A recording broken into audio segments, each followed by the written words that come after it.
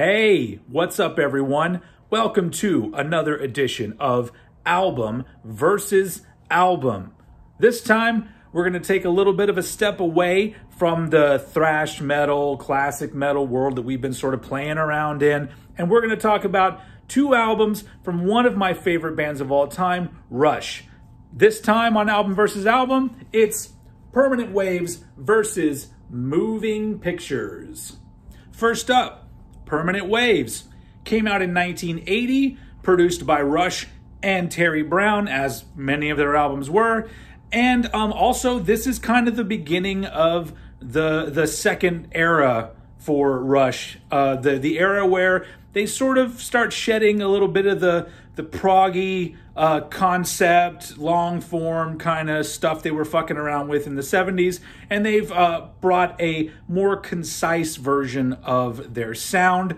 And I mean, it worked. They had some fucking hits off this record. I mean, the 1-2 punch on this album of Spirit of Radio followed by Free Will, I mean, you put this record on and it's hard not to immediately be like, oh, fuck, this is the fucking winner. Because both of those songs are absolute stone cold classics. And then you get to the last song on side one, which is called Jacob's Ladder. And that's where the album loses a little bit of steam, despite there being a pretty fucking awesome guitar riff in that song. You know what I'm talking about. It's really good. But it does sort of slow things down a little bit, and it does add like a little hint of progginess. It's like they're not totally done with that world, and you hear a little bit of it there. And then side two, you start off with the song Entre Nous, which is such a fucking incredible song.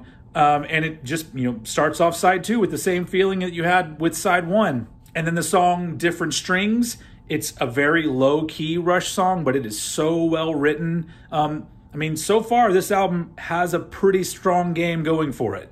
And then last but not least, you have another sort of long, kind of proggy song called Natural Science. And that's a fucking great song, too. The interesting thing, I think, about Jacob's Ladder and Natural Science is the fact that they do include a little bit of progginess, but the majority of the album is pretty straightforward when it comes to Rush albums. So I almost feel like if you compare it to Fly By Night, which was their second album and their first with drummer Neil Peart, it's almost like they're bookends for this era of Rush, where on Fly By Night you had some sort of very straightforward songs, and then a little bit of the progginess came through. And then this is kind of like the wrapping up of that era. It is an absolute classic album, and when I went through and listened to it, I'm like, I can't really find too much wrong with this fucking album. So let's move on to Moving Pictures and see if we're going to be able to make some sort of fucking decision. Moving Pictures came out in 1981, a year later, also produced by Rush and Terry Brown. And this one, it almost kind of just tightens up what they were trying to do with Permanent Waves. There's a lot of straightforward songs and a lot less of the progginess. They've pretty much left most of it behind at this point. But you put this fucking album on, the needle hits the vinyl, and fucking Tom Sawyer plays. One of the most iconic Rush songs, a classic fucking song. It's a song that Neil Peart said he never got tired of playing, and I feel the same way about listening to it. The song is always fucking great every time I listen to it. And then it's followed up by Red Barchetta, which I love that song. And that's got a riff in the chorus that is just so fucking great. It's one of those ones you want to run your guitar and fucking play it. And then you get the instrumental YYZ or YYZ, depending on where you're living. That one is interesting because it's a really good and interesting instrumental. But if you compare it to La Via Strangiato, it's way less proggy. So you could use the term proggy on YYZ, but I wouldn't. But it is a fucking fabulous song. And right after that, you get Limelight, which Limelight is another absolutely classic, iconic Rush song. Amazing songwriting, amazing lyrics from Neil Peart. This is a fucking tough one, folks. And then you get to side two with The Camera Eye. Now, the album loses it a little bit here for me. Mostly because the keyboard part in the beginning of the song hasn't aged very well. Go listen to it if you don't know what I'm talking about. But the keyboard sound, it almost sounds like the kind of thing you would hear at the beginning of an instructional video that's titled The Amazing World of Science. So that takes away from it a little bit. And it's a song that kind of doesn't really take off. Although, I'm talking about as a Rush song. Compared to pretty much every other fucking song in the world, it's still fucking kick ass. But I do think it's a bit too long. And then you have Witch Hunt, which is a song that a lot of times when I think about Moving Pictures, I kind of forget about this song. It's a great song, but it almost feels like it's a little bit unfinished. Like it should have somewhere else to go. Like maybe they should have made the camera eye a little bit shorter and then lengthened Witch Hunt.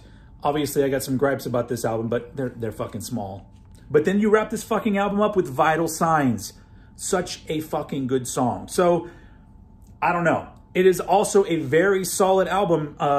Both of these albums have little things that I could criticize them about, but overall, they're both stone cold fucking classics and pretty much perfect albums. So,